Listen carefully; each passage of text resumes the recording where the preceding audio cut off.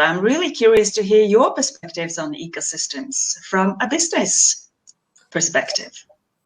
Thank you very much. It is an honor to be here. And I will say I completely agree with everything Christian said, that ecosystems are organisms. And I use that term from the point of view of business organisms, humans that work together, leveraging platforms, which may be technology, maybe other elements such as locations and industries working together to create a better future. And in fact, Silicon Valley is an ecosystem. And when I say it's an ecosystem, I mean that it is made up of a lot of different organisms and a lot of different types of cells and people and companies that are committed to a common goal. And in my terms of an ecosystem that delivers business results and that really drives change in the current environment in which we're working, I define an ecosystem as a group. And it could be a group of companies, it could be a group of people, it could be a group of perspectives that have some commonality, and they work together in order to achieve their individual goals, but their collective goals. And that really is the way Silicon Valley has evolved. In Silicon Valley, we have lots of great education centers, such as Stanford, such as Berkeley, that help people build the platform of skills and knowledge on how to innovate. But we also have a lot of open, committed, brave people that go through those universities that move into Silicon Valley from all around the world, from other schools, other perspectives, that are the real innovators with that commitment to drive change, build their companies, supported by equally important open, brave people that are in services arenas, by people that are the early adopters that want to use the technology, that want to embrace the future, supported by media getting the message out about them, as well as the investors and the infrastructure to help them grow. That builds those innovators, individuals, supported by a lot of other factors and perspectives, helps them grow into large tech companies. As they grow into large companies, those companies spin off new innovations, people have new ideas, companies get purchased, and they go on to create the next generation. That was the core of Silicon Valley back between the 1960s, when the Shockley Labs Fairchild became the first semiconductor ecosystem that has now spawned what we have today with Google, with Facebook, with Uber, continuing the iterations and the growth of those ecosystems organically. That's not reserved specifically for Silicon Valley. That kind of ecosystem thinking, how can we bring people together to collaborate, share, work for a common goal, that can be done anywhere. We see that in America in places like Austin, Texas. We see that in Berlin. I've seen that grow, and I'm very pleased to say I've seen it really develop here in Oslo, where innovators coming out of oil and gas have applied their capabilities and their contacts and relationships to other areas of environment, fish farming, etc. In my legacy of building international business for Tandberg, very pleased to see that same approach as we have Video Valley now in Oslo with the Tandberg Cubs that are going out and building the next innovations. So ecosystems apply very much to business with common perspectives. Within the Executive Growth Alliance, we actually bring people together in ecosystems, smaller ecosystems, built around common goals within either an industry or a common systemic challenge. For example, in EGA, there are groups working around reinventing transportation, reshaping mobility. And when we think about mobility in the big scheme of things, mobility is all about an individual, a person, needing to get from point A to point B. And in an EGA group, we can bring in, as we have done, members such as Norwegian Air, Avinor, Train Communication Systems in Central Europe, Enterprise Rent-A-Car, parking organizations, and public sector folks that are looking at what are the real long-term perspectives of what is needed for true data sharing, true collaboration, and true long-term commitment to working together. Through this ecosystem approach of solving systemic change, we have seen some very tangible results of 2, 3 of these very different, very large organizations working together collaboratively under the radar and unofficially to try things out, designing solutions and actually launching them in a pilot in less than 9 months. Unheard of in the official way of doing things, but through a ecosystem of people working together and connecting, it is possible. We have seen also a number of long-term collaborations around things such as how can we really drive change in the environment, reducing plastics in the world's oceans. And very importantly today, rethinking healthcare, all the way from the genetic research that's being done to pharmaceuticals, to patient care, structure of hospitals, insurance and payment systems, all of which organizations and business leaders have recognized a need to change. By coming together, sharing openly, they are starting to make those changes as they co-create future success. This doesn't happen randomly. It can in a coffee shop as you talk to people, but for the real change and real business results and real value, you need a structure. And that's what we do in the Executive Growth Alliance. We use a decades-long proven methodology called Power of Peers, bringing communities together with a shared purpose. And keys to success in these communities working together is identifying the right peers, the right players around the table. What are all of those elements that need to really come to the table to rethink transportation or something like healthcare?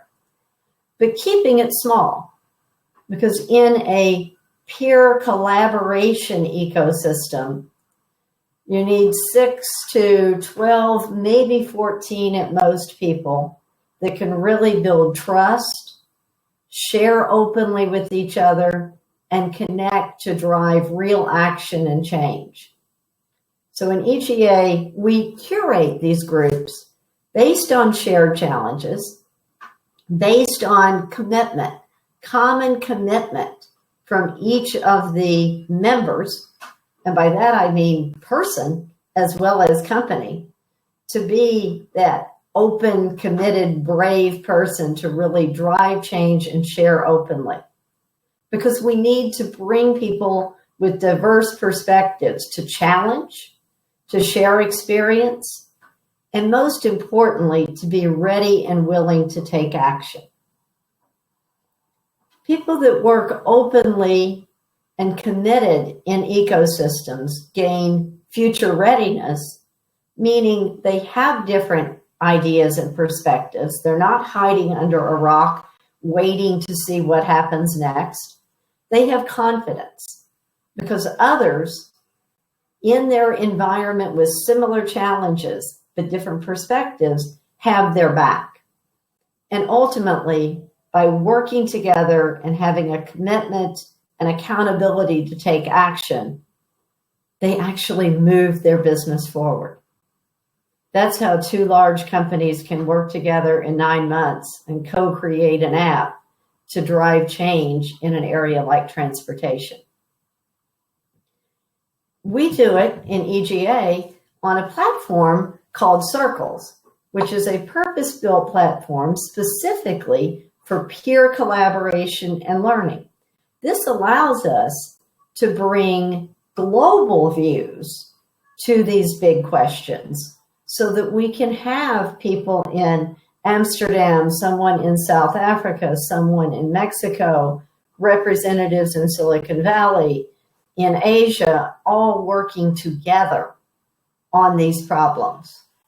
Because the more sharing that we can do of our strengths, our capabilities, and our perspectives globally on systemic issues, the greater our opportunity to really drive change. In an executive growth circle, we have one member that brings a SOC or a case into each circle, and we collaborate to help them solve that case by curating the members so that each have similar challenges, all walk out with committed actions to move forward and ultimately move the full group forward.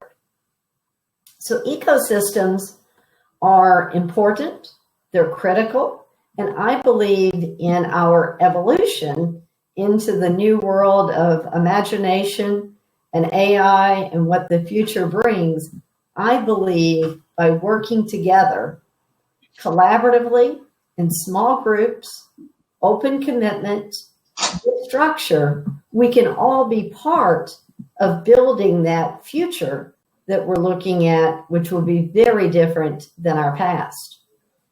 So I would welcome anyone that is interested in more information to reach out to me, and happy to share more examples, and also happy to support you as you build your own formal or informal ecosystems, because ultimately by working together, we can all build a better society as well as greater benefits for our organizations and ourselves.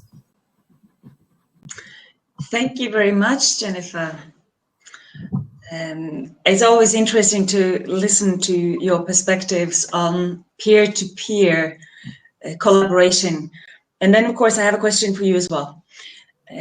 So, based on the experience you have from Executive Growth Alliance and the peer-to-peer sharing, what would be your one or two main advice for any company that would like to strengthen their internal work with ecosystems, meaning working across the silos to a large extent? What would your two advice be? The first thing is to develop. You have to know what you're trying to do in order to be successful. So be clear of what you want that ecosystem to achieve, and be very selective of who should be in the ecosystem and who is invited to work closely on that goal, and have a structure. Have a structure of how often that ecosystem touches base, what is the level of accountability of people to take action and to actually work in the ecosystem, and manage it carefully. So start with the right people, common goal, and a structure.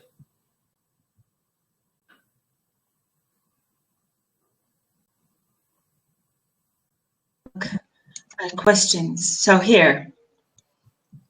So when you create an ecosystem, how do you make every participant that is part of this benefit from the ecosystem and to perceive an added value of being part of it? It starts with having a shared goal. So by coming in with a purpose, that you want to solve problems, you want to create new opportunities.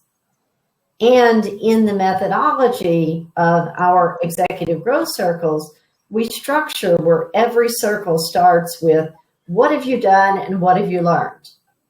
Now let's work together on the next challenge, and everyone leaves with committed action, that relates to their purpose, their challenge, and their opportunity. There's one more question here I'd like to ask you, actually. So how do ecosystems like Executive Growth Alliance or any other ecosystem between companies handle companies that want to collaborate, but at the same time might actually be competitors in some instances? It's a great question. We in Silicon Valley, we have something we call cooperation, because ultimately, if you bubble it up through wallet share and budget, we're all competing. But when it really comes down to what are we actually doing and how can we build a better, bigger pie, we all need to work together. So, for example, in the transportation group in EGA, somewhere a year ago, and now we have an airport, we have an airline, we have a bus company, we have a train company. One could say, you know, there's some competition there. Does the traveler take the train or the bus or the plane? And about a year ago, one of the members had just an amazing aha moment when he said, hang on a second. For the last 6 months, I realized for myself, I've been holding back a little bit in how much I share, because I've been thinking the old way, that I'm competing with you guys. And he says, I've just had the realization. Now, this was before the pandemic. I've just had the realization. We are not competing with each other. We're competing with Zoom. Because if we don't make that traveler's journey seamless and we don't make it easy for that person to go from Drammen to Munich for his meeting, he's not going to go. So we can stay in our little silos and believe that the bus and the airline and the train and the car are competing, or we can break those down and build a better journey so that they actually want to use one of us. It may be me today, it may be you tomorrow, but they're using one of us. Otherwise, we're going to be disrupted. Now, that's an interesting perspective. We're not competing against each other. We're competing against Zoom. I learned a new word today, corporatician. Note made. Jennifer, thank you very much for now, but we'll get you back online in a few minutes. So see you around very soon. So, Sander, now you're next.